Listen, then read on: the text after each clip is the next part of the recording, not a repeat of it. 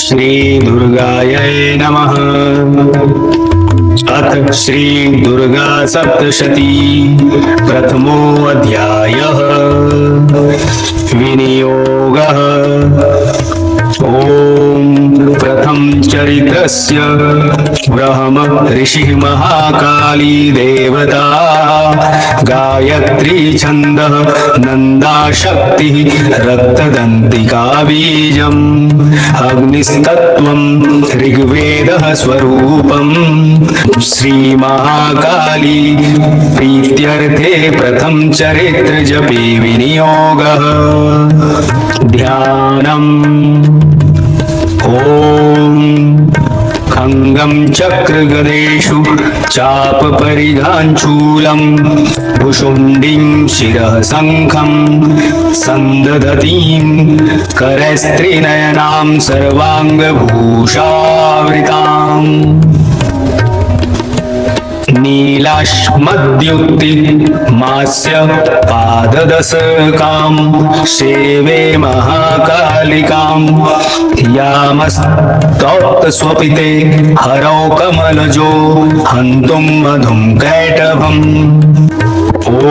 नमः चण्डिकायै। ॐ ऐं मार्कण्डेय उवाच सावर्णिः सूर्यतनयो यो मनुः कथ्यतेऽष्टमः निशामय ददुत्पत्तिं विस्तरागदतो मम महामायानुभावेन यथा मन्वन्तराधिपः स बभूव महाभागः सावर्णिस्तनयोरविः स्वरोचिषेऽन्तरे पूर्वं चैत्रवंश समुद्भवः सुरथो नाम राजा भूत् समस्ते क्षितिमण्डले तस्य पालयतः सम्यक् प्रजाः पुत्रानिवोररसान् बभूवः शत्रवो भूपः कोलाविन्ध्वन् सिन्नस्तदा तस्य तैर्भवद् युद्धमतिप्रबलदण्डिनः न्यूनैरपि सतर्युद्धे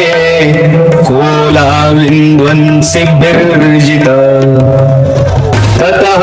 स्वपुरमायतो निजदेशाधिपो अभवत् आक्रान्तः स महाभागस्तैस्तदा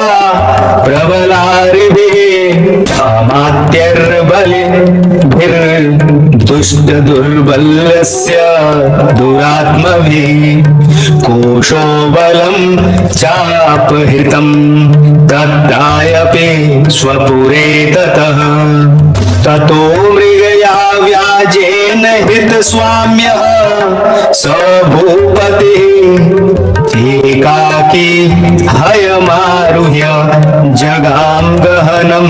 वनम् स तत्राश्रमं द्राक्षीद द्विजवर्यस्य मेधसः प्रशान्त स्वापदाकेणं मुनिशेषोपशोभितं तस्थो कञ्चित् सकालं च मुनिना तेन सत्कृतः हितश्चेतश्च विचरंस्तस्मिन् मुनिवराश्रमे स्वचिन्तयत्तदा तत्र ममत्वा कृष्टचेतनः मत्पूर्वः पालितं पूर्वं मया हीनं पुरं हि तत् मद्भृत्यैस्तैर्सद्वृत्तैर्धर्मतः पाल्यते न वा न जाने स प्रधानोऽसे शूरहस्ति सदा मदः मम वैरिवशं यातः कान्न भोगानुपलप्स्यते ये ममानुगता नित्यं प्रसाद धन भोजन है अनुवृत्तिं ध्रुवं ते अद्य कुर्वन्ति अन्यमहीवृताम् असम्यग् व्ययशीलस्तः कुर्वद्भिः सततं व्ययम् सञ्चितः सोऽति दुःखेन क्षयं कोशो गमिष्यति एतच्चान्यच्च सततं चिन्तयामास पार्थिवः तत्र विप्राश्रमाभ्यासे वैश्यमेकं ददर्श सः सपृष्टस्तेन कस्त्वं भोहतुश्चागमनेऽत्र कः सशोक इव कस्मात्त्वं दुर्मना इव लक्ष्यसे इत्याकर्ण्यवचस्तस्य भूपतिः प्रणयोदितम् प्रत्युवाच सतं वैश्यः प्रश्रयावनतो नृपम् वैश्य उवाच समाधिर्नाम वैश्योऽहम् उत्पन्नो धनिनां कुले पुत्रदारैर्निरस्तश्च धनलोभाद् साधुभिः विहीनश्च धनैर्दारः पुत्रैरादाय मे धनम् वनमभ्यागतो दुःखी निरस्तश्चाप्तबन्धुभिः सोऽहं न वेत्ति पुत्राणां कुशलात्मिकाम् प्रवृत्तिं स्वजनानां च दाराणां चात्र संस्थितः किं नु तेषां गृहे क्षेमं क्षेमं किं नु साम्प्रतं कथं ते किं नु सद्वृत्ता दुर्वृत्ताः किं नु मे सुतः राजा उवाच यर्निरस्तो भवाल्लुब्धः पुत्रदारादिभिर्धनः तेषु किं भवतः स्नेहमनुबध्नाति मानसम् वैश्य उवाच एवमेतद्यथा प्राह भवानस्मद्गतं वचः किं करोमि न बध्नाति मम निष्ठुरतां मनः यः सन्त्यज्य पितृस्नेहं धनलोभैर्निराकृतः पतिस्वजनहार्दं च हार्दि तेष्वेव मे मनः किमेतन्नाभिजानामि जानन्नपि महामते यत् प्रेम प्रवणं चित्तं विगूढेष्वपि बन्धुषु तेषां कृते मे निःश्वासो दुर्मनस्यं च जायते करोमि किं यन्न मनस्तेष्व प्रीतिषु निष्ठुरम् मार्कण्डेय उवाच ततस्तौ सहितौ विवृतं मुनिं समुपस्थितौ समाधिर्नाम वैश्यो वसौ स च पार्थिव सत्तमः कृत्वा तु तौ यथा न्यायं यथार्हं तेन संविदम् उपविष्टौ कथः काश्चिच्च क्रतुर्वैश्य पार्थिवौ राजोवाच भगवन्स्त्वामहं प्रष्टुमिच्छाम्येकं वदस्व तत् दुःखाय यन्मे मनसः स्वचित्तायत्ततां विना मम त्वं गतराज्यस्य राज्याङ्गेष्वखिलेष्वपि जानतोऽपि यथाज्ञस्य किमेतन्मुनि सत्तम् अयं च निकृतः पुत्रैर्दारैर्भृत्यस्तथोज्झितः स्वजनेन च सन्त्यक्तस्तेषु हार्दी तथाप्यपि एवमेष तथाहं च द्वाप्यत्यन्त दुःखितो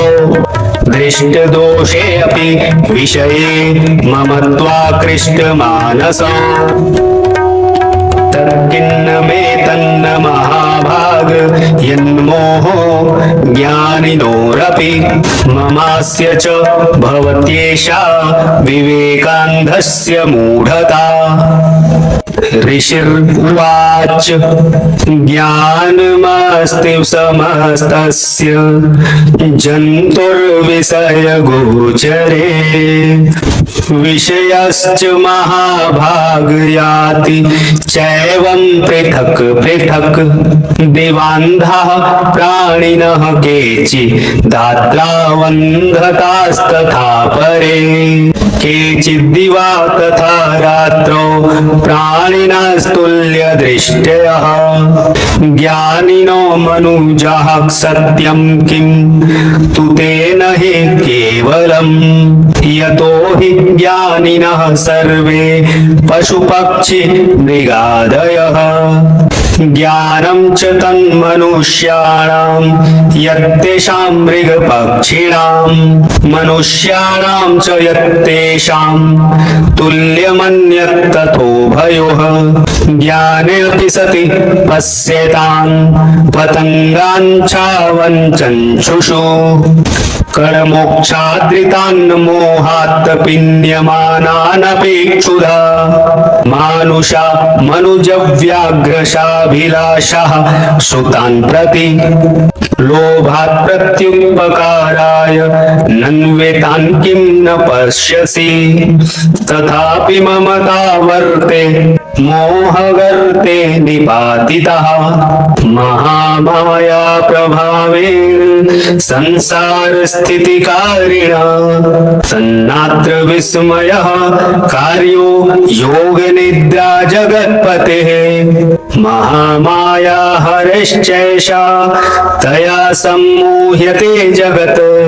ज्ञानिनामपि चेतांसि देवी भगवती हि सा बलादाकृष्य मोहाय महामाया प्रयच्छति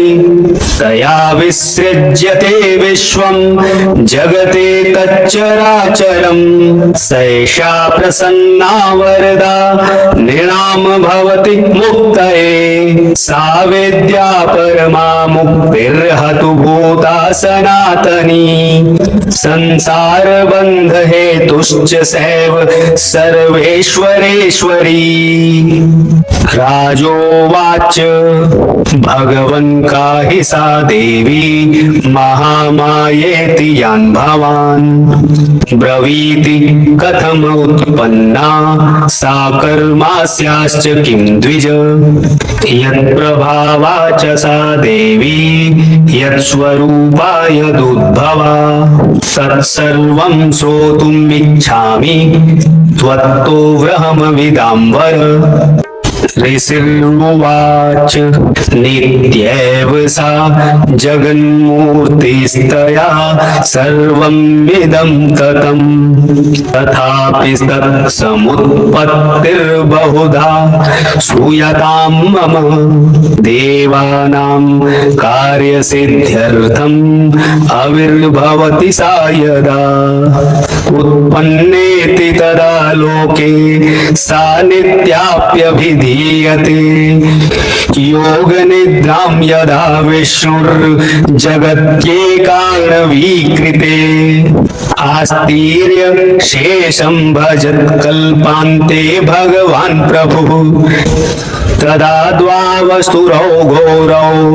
विख्यातौ मधुकैटभौ